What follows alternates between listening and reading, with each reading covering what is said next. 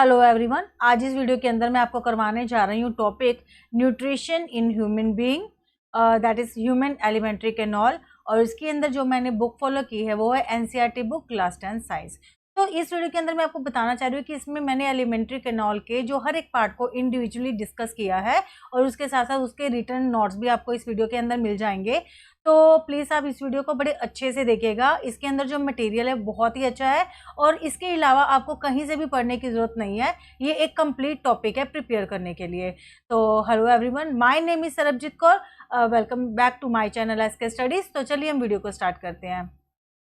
तो स्टूडेंट, इस डायग्राम के अंदर हमारे बॉडी का इंटरनल स्ट्रक्चर बताया गया है कि हमारी बॉडी के अंदर किस तरह से सारे जो ऑर्गन है, जो हमारा डाइजेस्टिव सिस्टम है, किस तरह से सेटअप है। तो ये है ह्यूमन एलिमेंट्री कैनॉल। तो इस वीडियो के अंदर हमने ये पूरी तरह से डिस्कस करना है ह्यूमन एलिमेंट्री कैनॉल के बारे में और हमारी बॉडी के अंदर जो फूड है किस तरह से डाइजेस्ट होता है, इसके बारे में हम कंप्लीट स्टडी करेंगे। तो एलिमेंट्री कैनॉल क्या है? Alimentary canal, the food passes through a continuous canal which started from the buccal cavity and end at the anus। तो कहते हैं कि एलिमेंट्री कैनॉल हमारी बॉडी की सबसे बड़ी ट्यूब है, सबसे बड़ी पाइप है और इसकी जो स्टार्टिंग होती है ना वो होती है माउथ से। इसको हम बक्कल कैविटी भी कहते हैं। बक्कल कैविटी और माउथ के बाद हमारे पास आती है यहाँ पे फूड पाइप और इसका दूसरा नाम है ओएसोफेगस। फूड पाइप के बाद जो फूड है वो जाता है स्टमक के अंदर। स्टमक के बाद जो फूड है वो स्मॉल इंटेस्टाइन के अंदर जाता है। उसके बाद this is the large intestine और उसके बाद जो अनडाइजेस्टेड फूड होता है वो एनस के थ्रू हमारी बॉडी के बाहर निकल जाता है। तो इस पूरी ये जो एलिमेंट्री कैनॉल है इसका दूसरा नाम है डाइजेस्टिव ट्रैक्ट। तो अब हम इस वीडियो के अंदर ये जो हमारे सारे पार्ट्स है, buccal cavity, food pipe, stomach, small intestine, large intestine, anus, अब इनके बारे में हम कंप्लीट स्टडी करते हैं। तो सबसे पहले हम बात करते हैं माउथ और द बक्कल कैविटी। अब हमारे माउथ में होता क्या है? तो हमारे माउथ के अंदर सबसे पहले जो हम फूड है वो सबसे पहले हम अपने माउथ के अंदर डालते हैं। तो यहाँ पे होता क्या है, जो टीथ है उस फूड को अच्छे से च्यू करते हैं। च्यू करने का मतलब है उसको अच्छे से छोटे छोटे टुकड़ों में डिवाइड कर देते हैं, क्योंकि जो फूड है उसको इस डाइजेस्टिव ट्रैक्ट के अंदर से पास करना है। अब अगर इस फूड को डाइजेस्टिव ट्रैक्ट के अंदर से पास करना है तो सबसे पहला हमारी बॉडी का जो काम है वो है कि छोटे छोटे इसके पार्टिकल्स को जनरेट करना, राइट। और पार्टिकल्स को जनरेट करने के बाद जो फूड अच्छी तरह च्यू हो जाएगा, उसका जो टेक्सचर हो जाएगा, मतलब वो जो मटेरियल है वो एक ही तरह का सारा मटेरियल हो जाएगा, राइट। इसके बाद जो हमारे जो टीथ है उसको अच्छे से तरह से क्रश करते जाएंगे और उसके बाद क्या होगा, अब इसके बाद क्या होता है कि जो फूड जब अच्छी तरह से क्रश हो जाता है तो हमारी ये जो फूड पाइप है, ये जो हमारी कैनॉल है, एलिमेंट्री कैनॉल, इसकी जो इनर लाइनिंग होती है ना वो बहुत ज़्यादा सॉफ्ट होती है, ठीक है। तो इसलिए जो फूड भी वेट कर दिया जाता है किसकी हेल्प से, सलाइवा की हेल्प से। अब आपने देखा होगा कि जब भी हम कभी किसी अपने फेवरेट फूड के बारे में, डिश के बारे में बात करते हैं तो हमारे माउथ के अंदर से पानी आ जाता है। एक्चुअली ये पानी नहीं होता, ये एक फ्लूइड होता है जिसका नाम होता है saliva, right. This is a fluid called saliva. और ये सलाइवा कहाँ से आता है हमारे माउथ के अंदर? It is secreted by salivary glands. अब हमारे माउथ के अंदर सैलिवरी ग्लैंड्स होती हैं, उसके अंदर से ये जो फ्लूइड निकलता है, ये फ्लूइड का नाम क्या है? सलाइवा। अब उसके बाद और क्या चीज़ होती है हमारे माउथ के अंदर? जो हम फूड खा रहे हैं वो जो स्टार्टिंग में उसका जो नेचर होता है बहुत ही कॉम्प्लेक्स होता है, राइट।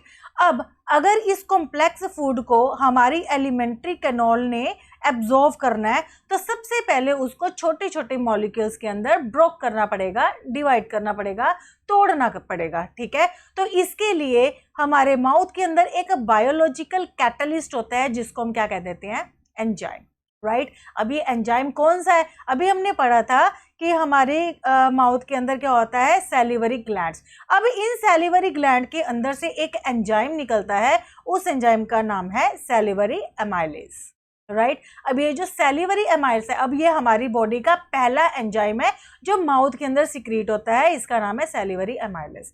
अब बात ये आती है कि इस सैलिवरी एमाइलेज का काम क्या होता है, राइट। अब हमने जो फूड खाया था that was complex in nature.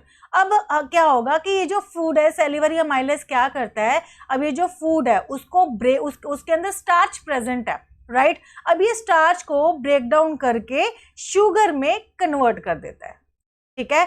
तो अब जो फूड है वो अच्छे से सलाइवा के साथ मिक्स हो जाता है और हमारे माउथ में अच्छे से घूमता है, अच्छे से रोटेट होता है, सर्कुलेट होता है with the help of muscular part that is called tongue, right. तो हमारे माउथ के अंदर ये सब चीजें फूड के साथ होती हैं। अब माउथ के बाद आती है एलिमेंट्री कैनोल की बारी। अब माउथ के बाद जिसको हम कह देते हैं फूड पाइप। अब जो हमारी कैनोल है, मैंने अभी पहले भी बताया कि जो कैनोल है इसके अंदर इसकी जो इनर लाइनिंग होती है वो बहुत ही सॉफ्ट होती है, राइट। अब इस इनर लाइनिंग के अंदर मसल्स होती हैं। अब ये जो मसल्स है वो कॉन्ट्रैक्ट करती है रिदमेटिकली। इसका क्या मतलब है कि मसल के अंदर पहले कॉन्ट्रैक्शन होती है फिर रिलैक्सेशन होती है। ऐसा क्यों होता है? ये ऐसा इसलिए होता है कि यहाँ पे जो फूड है वो एकदम से नीचे ना जाए, वो धीरे धीरे करके आराम से इस तरह से ये जो कॉन्ट्रैक्शन होती है रिदमेटिकली मसल्स के अंदर, ये फूड को क्या करती है आगे की तरफ पुश करती है ताकि फूड बड़े आराम से इस एलिमेंट्री कैनोल में आगे की तरफ जा सके। अब ये जो रिदमेटिकल कॉन्ट्रैक्शन हो रही है, हमारी जो मसल्स है वो कॉन्ट्रैक्ट कर रही है रिदमेटिकली, इस मूवमेंट्स को हम कहते हैं पेरिस्टाल्टिक मूवमेंट्स, राइट। और ये जो मूवमेंट होती हैं ये ऑल अलोंग द गट होती हैं। अब इसके अंदर जो फूड होता है इसकी ये कॉन्ट्रैक्शन के कारण जो फूड है ये फूड को आगे की तरफ पुश करती हैं और जो फूड है वो आगे जाता है स्टमक की तरफ, राइट। अब इसके बाद क्या होता है, जो फूड है वो एंटर करता है यहां से ओएसोफेगस से स्टमक की तरफ, ठीक है। अब जो हमारा माउथ से जो फूड था अब वो फूड पाइप की हेल्प से किसके अंदर आ गया? स्टमक के अंदर। अब ये जो स्टमक है ये एक बहुत बड़ा ऑर्गन होता है, लार्ज ऑर्गन होता है, और जब फूड इसके अंदर एंटर करता है ना तो ये एक्सपैंड होता है, फूल जाता है ये हमारा पेट। अब जब आपने देखा होगा, नोट किया होगा, जब हम खाना खाते हैं तो हमारा जो पेट है वो भर जाता है। हम कहते हैं ना अब तो ज्यादा ही पेट भर गया है, तो ऐसा क्यों होता है? पेट फूल जाता है जब फूड इसके अंदर जाता है, जो हमारा स्टमक है वो एक्सपैंड कर जाता है, फूल जाता है। तो अब जो स्टमक है उसकी जो मस्कुलर वॉल्स होती हैं वो क्या करती हैं, जो फूड आया फूड पाइप के थ्रू हमारे स्टमक के अंदर, उसके अंदर डाइजेस्टिव जूसेस मिक्स हो जाते हैं स्टमक के अंदर आकर के, राइट। अब ये जो डाइजेशन इन स्टमक होती है वो स्टार्ट होती है। अब जब डाइजेशन स्टमक के अंदर स्टार्ट होती है तो हमारे स्टमक के अंदर जो वॉल्स होती है ना, स्टमक की वॉल्स होती हैं, उसके अंदर प्रेजेंट होते हैं गैस्ट्रिक ग्लैंड्स, ठीक है। अब ये जो गैस्ट्रिक ग्लैंड्स है ना, इनके अंदर से कुछ जूसेस रिलीज होते हैं। अब कौन कौन से जूसेस रिलीज होते हैं? वो होते हैं hydrochloric acid, pepsin and mucus, right.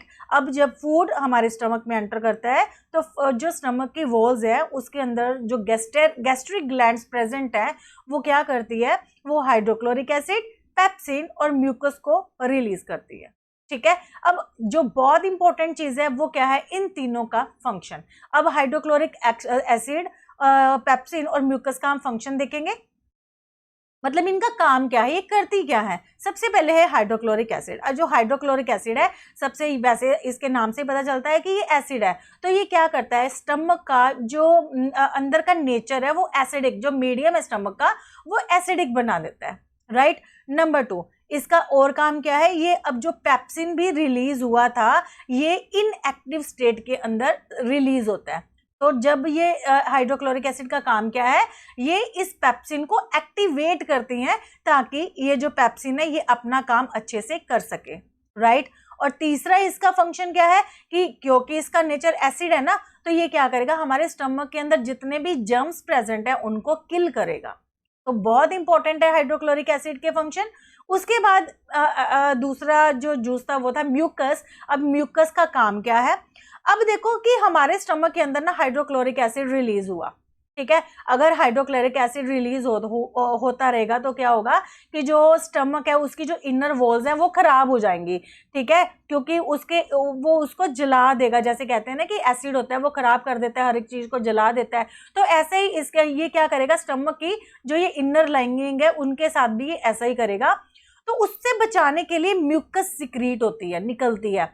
तो म्यूकस क्या करती है, जो स्टमक की इनर लाइनिंग है, ठीक है, उसको एसिड के एक्शन से बचाती है अंडर नॉर्मल कंडीशंस, ठीक है। तो म्यूकस का काम क्या है, जो स्टमक की इनर लाइनिंग है उसको उसके एसिड के एक्शन से बचाना। उसके बाद हमारे पास है पेप्सिन। पेप्सिन पेप्सिन क्या है, पेप्सिन जैसे कि अभी मैंने पहले भी बताया कि ये जो पेप्सिन जब रिलीज होता है ये एंजाइम, तो ये इनएक्टिव स्टेट के अंदर होता है, तो इसको एक्टिवेट करता है हाइड्रोक्लोरिक एसिड, और एक्टिवेट होने के बाद ये क्या करता है, प्रोटीन को डाइजेस्ट करता है। ठीक है, क्योंकि ये क्या है, ये एक प्रोटीन डाइजेस्टिंग एंजाइम है। अब इसके बाद क्या होता है, अब इसके बाद जो फूड है वो कहाँ चला जाता है, वो जाता है स्मॉल इंस्टेंटाइन के अंदर। अब स्मॉल इंस्टेंटाइन कौन सी, ये वाली, ये जो सारी है दिस इज द स्मॉल इंस्टेंटाइन। अब जब फूड स्टमक से आता है, जो एग्जिट ऑफ फूड होती है स्टमक के अंदर से, उसको ऐसा नहीं होता कि वो सारा का सारा फूड एकदम से स्मॉल इंस्टेंटाइन के अंदर चला जाता है, ऐसा बिल्कुल भी नहीं होता। तो क्या होता है कि स्टमक से जब फूड स्मॉल इंस्टेंटाइन के अंदर जाता है तो उनके बीच में एक होती है स्फिंक्टर मसल। ठीक है, ये स्फिंक्टर मसल्स क्या करती हैं, ये रेगुलेट करती हैं किसको, जो फूड स्टमक से स्मॉल इंटेस्टाइन के अंदर जा रहा था, तो ये स्फिंक्टर मसल उसको रेगुलेट करके स्मॉल अमाउंट्स के अंदर फूड को स्मॉल इंटेस्टाइन के अंदर रिलीज करती है। ठीक है, अब स्टमक के अंदर से जो फूड था वो एंटर कर चुका है स्मॉल इंटेस्टाइन के अंदर, इसके अंदर। ठीक है, अब ये जो स्मॉल इंटेस्टाइन है, this is the longest part of the alimentary canal, मतलब कि पूरी एलिमेंट्री कैनॉल जितनी भी बड़ी है उसका सबसे लंबा पार्ट होता है ये small intestine. The length of the small intestine differ, अब ये जो स्मॉल इंटेस्टाइन है ना, ये हर एक ऑर्गेनिज्म में सेम नहीं होती। ठीक है, तो ये जो लेंथ ऑफ स्मॉल इंटेस्टाइन है ये डिपेंड करती है कि जो कौन सा जो ऑर्गेनिज्म है, एनिमल है, वो किस तरह का फूड खा रहे हैं। तो यहां से हमारे पास एक क्वेश्चन आता है कि why do herbivores have longer small intestine than the carnivores. कहते हैं जो हर्बीवोरस मतलब कि प्लांट ईटिंग एनिमल्स जो होते हैं, उनकी जो स्मॉल इंटेस्टाइन होती है वो कार्निवोरस से लॉन्गर होती है, ऐसा क्यों होता है। ठीक है, अब जैसे कि हमने बताया कि जो स्मॉल इंटेस्टाइन की जो लेंथ होती है वो डिपेंड करती है कि एनिमल की जो डिफरेंट एनिमल की, वो डिपेंड करती है कि वो कौन सा फूड खा रहे हैं। जैसे कि बात करें अगर हम हर्बीवोरस, देखिए इनकी जो स्मॉल इंटेस्टाइन है हर्बीवोरस की, ये वाली, ये है बहुत ज्यादा लॉन्गर, कितनी बड़ी है, ये देखो, ये ह्यूमन बीइंग की है और ये है कार्निवोरस की। अब ये जो हर्बीवोरस होते हैं वो क्या खाते हैं, वो खाते हैं grass, they are grass eating animals like. और जो ग्रास में होता है, वो ग्रास में क्या प्रेजेंट होता है, सेलुलोज प्रेजेंट होता है। अब जो सेलुलोज को अगर डाइजेस्ट होना है ना, उसको बहुत ही ज्यादा लंबा टाइम लगता है डाइजेस्ट होने में, उसको ज्यादा टाइम लगता है, इसलिए जो इनकी स्मॉल इंटेस्टाइन होती है वो काफी लंबी होती है, ताकि इसके अंदर से पास होते होते ही जो सेलुलोज है वो अच्छे से डाइजेस्ट हो सके। ठीक है, और उसके बाद जो कार्निवोरस होते हैं, वो तो फ्लैश ईटिंग होते हैं, वो तो मीट खाते हैं, और जो मीट होता है वो तो बड़े आसानी से डाइजेस्ट हो जाता है, इसलिए जो कार्निवोरस होते हैं उनके अंदर जो स्मॉल इंटेस्टाइन है वो बहुत ही छोटी होती है एज कंपैरिजन टू हर्बीवोरस। ठीक है, जो कि ग्रास ईटिंग एनिमल्स होते हैं। अब स्मॉल इंटेस्टाइन के अंदर होता क्या, अब हमने उसके फंक्शंस देखने हैं। जो स्मॉल इंटेस्टाइन है ना, इसके अंदर कंप्लीट डाइजेशन होता है, ये एमसीक्यू में क्वेश्चन आ सकता है कि where complete digestion of the food takes place. ठीक है, तो वो साइट कौन सी है, वो है स्मॉल इंटेस्टाइन। अब स्मॉल इंटेस्टाइन के अंदर कंप्लीट डाइजेशन होती है किसकी, कार्बोहाइड्रेट्स की, प्रोटीन्स की और फैट्स की, जो कि हमारे फूड के अंदर प्रेजेंट होते हैं। ठीक है, अब जो स्मॉल इंटेस्टाइन है उसके अंदर लीवर से और पेनक्रियाज से, ये देखिए यहाँ पे लीवर प्रेजेंट है और पेनक्रियाज प्रेजेंट है, इन दोनों से जो जूसेस रिलीज होते हैं वो आ जाते हैं स्मॉल इंटेस्टाइन के अंदर। मतलब कि जो स्मॉल इंटेस्टाइन है वो लीवर के और पेनक्रियाज के जो सिक्रीशंस है उसको रिसीव करती है, वो उसको अपने अंदर ले लेती है। ठीक है, अब हमने पढ़ा था कि फूड जो स्टमक के अंदर से आ रहा है वो एसिडिक इन नेचर है। क्यों, क्योंकि स्टमक के अंदर क्या रिलीज हुआ था, हाइड्रोक्लोरिक एसिड, और हाइड्रोक्लोरिक एसिड ने क्या किया था, फूड को एसिडिक बना दिया था। ठीक है, अब ये जो फूड स्टमक से स्मॉल इंटेस्टाइन के अंदर आया उसका नेचर कैसा है, एसिडिक नेचर है उसका। ठीक है, अब उसको हमें क्या करना पड़ेगा, एल्कलाइन। एल्कलाइन मतलब उसका जो नेचर है वो क्या बनाना पड़ेगा, वो बनाना पड़ेगा बेसिक। ठीक है, क्यों एल्कलाइन बनाना है, रीजन क्या है उसको एल्कलाइन बनाने का, बेसिक बनाने का, ताकि जो पेनक्रियाटिक एंजाइम है वो उसके ऊपर अपना काम कर सके उसको। और ये जो पेनक्रियाटिक एंजाइम है ना वो सिर्फ बेसिक मीडियम में काम करते हैं। ठीक है। अब जो लीवर की सिक्रीशन थी उसके अंदर से आता है बाइल जूस, ठीक है। अब ये जो बाइल जूस आया वो क्या करता है, वो एक्ट करता है फैट्स के ऊपर, ठीक है। अब सबसे पहले बाइल जूस ने क्या करा, बाइल जूस ने जो ये एसिडिक फूड था उसको सबसे पहले क्या बना दिया, एल्कलाइन बना दिया। एक तो बाइल जूस का काम हो गया कि उसने जो स्टमक के अंदर से फूड आया था एसिडिक इन नेचर, उसको क्या बनाया, एल्कलाइन बनाया। और क्या है बाइल जूस का काम, अब बाइल जूस ने इन एडिशन और क्या करता है, ये फैट्स के ऊपर एक्ट करता है, ठीक है। अब हमारी बॉडी के अंदर जो फैट्स होते हैं इंस्टेंटाइन के अंदर जो आते हैं वो बहुत बड़े बड़े ग्लोब्यूल्स, मतलब बड़े बड़े टुकड़ों में होते हैं, ठीक है। अब इतने बड़े बड़े टुकड़ों को डाइजेस्ट करना बहुत ही डिफिकल्ट होता है। तो अब क्या होता है कि जो बाइल है वो इन बड़े बड़े ग्लोब्यूल्स को, लार्जर ग्लोब्यूल्स को, ये जो बाइल सॉल्ट है वो तोड़ के ब्रेक डाउन करके स्मॉलर ग्लोब्यूल्स के अंदर कन्वर्ट कर देता है, ताकि जो एंजाइम है वो बड़े अच्छे से इसके ऊपर काम कर सके और उसकी एफिशिएंसी इंक्रीज हो जाए। तो इस एक्शन को हम कहते हैं इमल्सिफिकेशन ऑफ फैट, इमल्सिफिकेशन, ठीक है। ये तो हो गया बाइल जूस का काम। क्या काम था, नंबर 1 कि ये एसिडिक फूड को बेसिक बनाता है, दूसरा ये फैट को तोड़ के छोटे छोटे टुकड़ों में डिवाइड कर देता है। अब जो पैनक्रियाज था, ठीक है, ये ग्लैंड होती है, ये पैनक्रियाज था, ये पैनक्रेटिक जूसेस को रिलीज करता है, ठीक है। अब ये जो पैनक्रेटिक जूसेस है ये स्मॉल इंटेस्टाइन के अंदर आते हैं।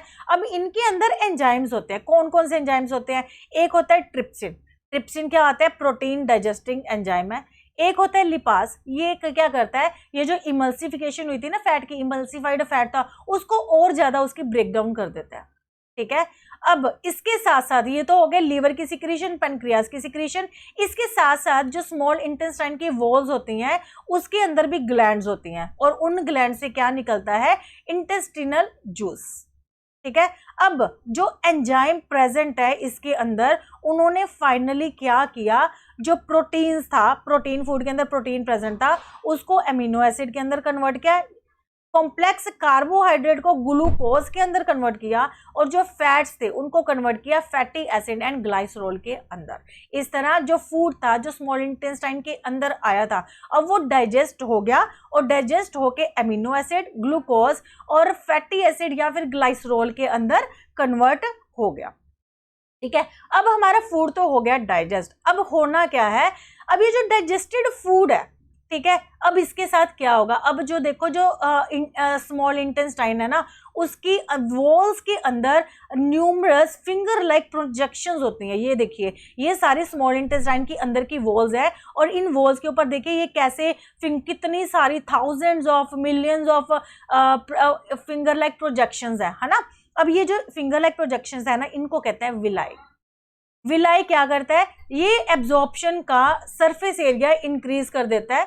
तो अब ये जो विलाई, अब विलाई हमने देख लिया ये क्या है, फिंगर लाइक प्रोजेक्शंस। अब इन विलाई के अंदर क्या होता है, विलाई के अंदर बड़ी सारे ब्लड वेसल्स होते हैं। देखिए इस तरह से ये वन विलाई है, विलाई के अंदर ये ब्लड वेसल्स है, ठीक है। अब ये जो ब्लड वेसल्स है ये क्या करती हैं, जो एब्जॉर्व किया था विलाई ने, फूड को एब्जॉर्व किया था, ठीक है, वो अब एब्जॉर्व कर लेती हैं ब्लड वेसल्स, ठीक है। और वो जो ब्लड है वो इसको अपने अंदर मिक्स करके हमारी बॉडी के ईच एंड एवरी सेल तक पहुंचा देता है। उसके बाद ये जो फूड है ये हमारी सारी बॉडी के हर एक सेल तक पहुंच जाता है, जहां पर इसके अंदर से एनर्जी रिलीज होती है, ठीक है। जो एनर्जी रिलीज होती है उससे क्या होता है, building up new tissue and the repair of the old tissue. यहाँ से नए जो टिश्यू बनते हैं, जो एनर्जी रिलीज होती है, और उसके बाद जो पुराने टिश्यूज हैं जो मतलब किसी कारण से खराब हो जाते हैं उनकी रिपेयर होती है, ठीक है। तो इस तरह से जो डाइजेशन है वो किसके अंदर होती है, स्मॉल इंटेस्टाइन के अंदर, ठीक है। उसके बाद जो अनएब्जॉर्ब्ड फूड होता है वो स्मॉल इंटेस्टाइन से कहाँ चला जाता है, लार्ज इंटेस्टाइन के अंदर, ठीक है। अब जो लार्ज इंटेस्टाइन की वॉल्स होती हैं वो क्या करती है, जो अनएब्जॉर्ब्ड फूड जो बच गया था स्मॉल इंटेस्टाइन के अंदर से जो लार्ज इंटेस्टाइन के अंदर आ गया था, अब ये उसकी जो लार्ज इंटेस्टाइन की वॉल्स हैं वहां से वाटर को एब्जॉर्ब कर देती है, ठीक है। अब वाटर को एब्जॉर्ब करने के बाद जो बाकी बच गया मटेरियल, ठीक है। अब उसमें वो जो मटेरियल है ना, वो टॉक्सिक सब्सटेंसेस होते हैं, वो हमारी बॉडी के लिए बड़े ही हार्मफुल होते हैं, ठीक है। तो उनको हमारी बॉडी से क्या करना है, रिमूव करना है। अब ये जो अनएब्जॉर्ब फूड रह गया वो लार्ज इंटेस्टाइन के अंदर, यहाँ पे एक होता है रेक्टम, रेक्टम के अंदर जाता है, ठीक है। रेक्टम के बाद ये जो होल है एनस, इसके थ्रू बॉडी के बाहर आ जाता है, ठीक है। अब यहाँ पर भी एक जो यहाँ पे अनडाइजेस्टेड फूड था जो एनस के अंदर आया था, उसको भी एक मसल होती है यहाँ पे, उसको कहते हैं एनोल स्फिंक्टर, रेगुलेट करती है वेस्ट मटेरियल को, एग्जिट उसको रेगुलेट करती है, मतलब कि वो हमारी विल के अकॉर्डिंग हम अपनी बॉडी से थ्रू आउट करते हैं, ठीक है। So this is all about nutrition in human being. तो ये मैंने सारा डिस्कस कर दिया, जो कि बक्कल कैविटी से लेकर एनस तक की कंप्लीट ये डिस्कशन थी हमारी। तो होप आपको ये सारी चीज़ें जो मैंने डिस्कस की है वो क्लियर हो गई होंगी। अगर फिर भी कुछ आपको क्लियर नहीं है तो प्लीज़ आप मुझे कमेंट बॉक्स में कमेंट जरूर कीजिएगा, मैं उसको सॉल्व करने की ज़रूर कोशिश करूँगी। तो आप प्लीज़ मेरे चैनल के साथ बने रहिए और मेरी नेक्स्ट वीडियो का वेट करते रहना। Thank you so much.